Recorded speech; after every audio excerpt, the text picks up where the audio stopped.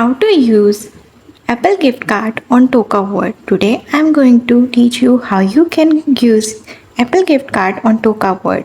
Well, the process is simple. In order to do that, you just need to first of all redeem your Apple gift card into your Apple account. So for that, you have to open up your app store, which would look like that, and then tap on your profile. After tapping on your profile, you will be redirected to your account. Here, select the option that says redeem gift card or code. After tapping on this, you will be redirected to a screen that says use camera, or you can also enter your code manually.